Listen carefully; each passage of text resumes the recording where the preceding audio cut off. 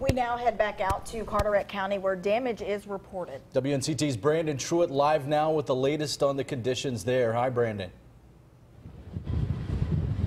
Hey, Ken and Shayla, Zach and I moving around town here to try to give you an idea of what we're seeing. Behind me, a good representation of that storm surge that we've been talking about. We are right beside the Basque Hotel here in Morehead City, JC Park, just away from me. But you're going to start to see some of this storm surge that has just really consumed all of Evans Street all the way up. We're having to move back a little bit. As we walk along here, debris certainly falling around. We're seeing just actually around the corner some of the sailboats that are parked up rather, are tilted over. They've come off of their base, so we're seeing a little bit of that. Notice though when I walk behind the Basque Hotel how we lose those gusts. It's these buildings that are really blocking some of that for us.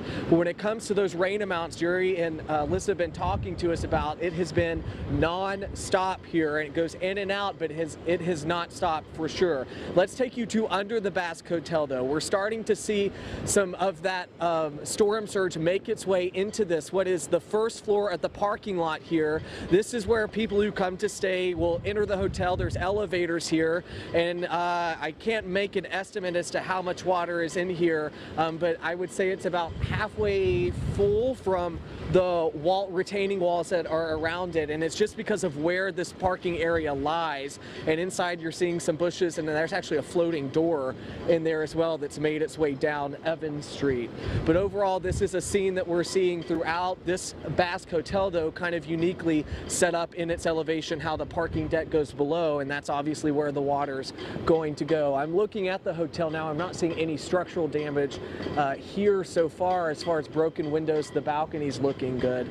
But really what it is back for a lot of this surge. We'll take you to this sailboat here. You're seeing some of the sails that have actually ripped because of this wind, and we're actually seeing some of it back in the intercoastal waterway that is back just a little bit. We're seeing some of the boats that are still there as well. The wind speeds are picking up as I make my way back here, just to give you some perspective as to how much and how wide sweeping this storm surge is.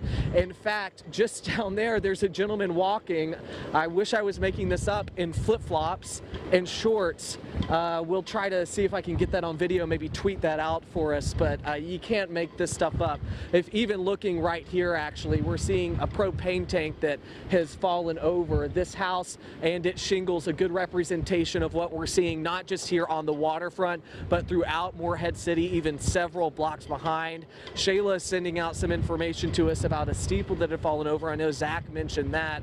Fortunately, we're not able to get there because of the water that's standing in the roads and not letting us get there, but we are making our way around, seeing some stuff. We actually spoke with the gentleman who is riding this storm out, who came out. We met him in front of his house, and part of a roof actually flew 4 homes over, landed in his backyard. We're working on getting some of that video back for you guys to share when we're not on air, so that you guys can see kind of what we're talking about here. But it's that wind that just continues to go. Florence's strength still being felt here. So Ken and Shayla. Brandon, I know you're talking a lot about the floodwaters that you're seeing. We tell people before storms to put things away so you don't have to deal with debris. Are you seeing a lot of debris in the water? I see a lot of flowing water. Are you seeing a lot of debris in it? Sure, we're actually, strangely enough, a lot of doormats and things that you would expect that would fly out. Of course, Carteret County Emergency Services, we're urging people to lock those things down, bring them inside, tie down things. We are certainly seeing a lot of trash, unfortunately, that is making its way flowing down. I'm trying to see if there's anything. In fact, there is several things in the water here. We're about to lose my hat.